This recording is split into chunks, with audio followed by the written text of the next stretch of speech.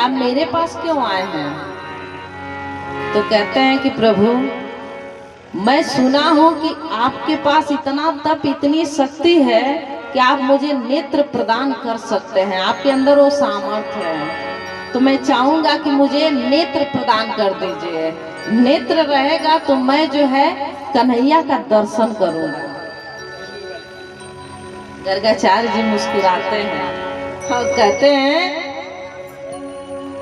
कि सूरदास जी, मैं एक प्रश्न करूं आपसे? सूरदास जी कहते हैं, जी प्रभु।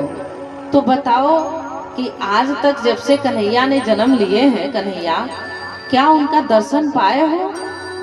तो कहे कि हाँ प्रभु, जब कन्हैया छोटे से थे ना, नन्हे से, जब बकाऊ होके चलते थे, उनके समस्त नक नक्शा का जो है वो वर्णन कर डालते हैं कि प्रभु का नाक ऐसे है, प्रभु का नेत्र ऐसे है, प्रभु का जो है घुघराले बाल है, प्रभु सांवले रंग के हैं। मतलब एक अंग ऐसा नहीं होता है जिसका वर्णन सूरदास जी न कर दें।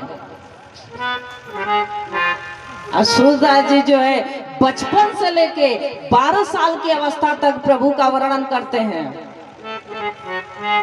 गर्गाचार्य जी मुस्कुराते कहते हैं, सूरदास जी, आपके पास जो चीज है ना, आप जो मेरे से लेने आए, मैं तो आपको दे दूंगा, लेकिन ये लेने के बाद जब इस संसार को आप देखेंगे ना, तो जो चीज को आप देख पा रहे हैं उसको आप भूल जाएंगे, क्योंकि ये संसार में माया व्याप्त है। जिसकी आज कथा आप लोग श्रवण कर रहे हैं ना, वही माया देवी हैं। कहते हैं कि उनका प्रभाव इतना है कि इन खुली आंखों से जब हम देखते हैं ना, उसी में हम लिप्त हो जाते हैं, और जो अंतःकरण से हम देखते हैं उसी से हमारा कल्याण होता है। तो महाराज भक्त ऐसे बनिए कि भगवान को भी विवश होके भक्त के पीछे पीछे चलना पड़े।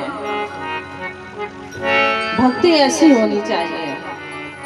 और ये भक्ति तभी होगी जब आप प्रेम से, धैर्य से, मनसा वाचा कर्मणा, आप कथा वार्ता कीर्तन, हम ये नहीं कहेंगे कि आप रोज जाके मंदिर में कीर्तन करिए बैठ के 4 घंटा, नहीं।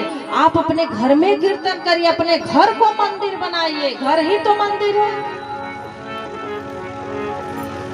ऐसा वातावरण बना दीजिए कि घर में जितने व्यक्ति रहे, जो नास्तिक रहे वो भी आस्तिक होना शुरू हो जाए। और सबसे पहले इसमें माताओं का हाथ होना चाहिए। जो हम भोजन देते हैं ना, उस भोजन में भी राम नाम भर दीजिए महाराज। जब वो भोजन जितना व्यक्ति करेगा, उस सबके अंदर राम नाम धीरे धीरे प्रवेश होने लगेगा। जो नास्तिक रहेगा वो भी आस्तिक हो जाएगा। ये तभी संभव है जब आप लोग करेंगे। अब तो फोन का जमाना है, लोग कान में फोन लगा के, ईयरफोन लगा के भोजन बना रहे हैं। ए मम्मी, हमारी सासू रानी ने आज ऐसा बोला। अब सासू रानी अगर बोली है तो वो बोली कहाँ गया? उस दाल चावल रोटी में। हम सबके घर भोग नहीं लगता, क्योंकि ये होना चाहिए। प्रत्येक घर जो है, भगवान को जब हम भोग लगाते हैं, नहीं भी अगर कुछ कर रहे हैं तो एक तुलसी पत्र भगवान को अर्पित करें, उनके चरणों से उठा के लाएं। उसी तुलसी पत्र को हम समस्त भोजन में डाल दें। प्रभु स्वीकार कर लिए। वो अगर अशुद्ध भी रहेगा, कहीं अगर चोरी से भी आया होगा, वो अन्न उस समय बना होगा ना, वो अन्न जब प्रभु भोग लगा लिए तो वो शुद्ध हो गया, वो प्रसाद हो गया। और जब उसको हम ग्रहण करेंगे ना, तो हमारा जीवन शुद्ध होगा, हमारा कर्म शुद्ध होगा, हमारा वचन शुद्ध होगा, हमारा मन शुद्ध होगा। तो ये हमारे माताओं को करना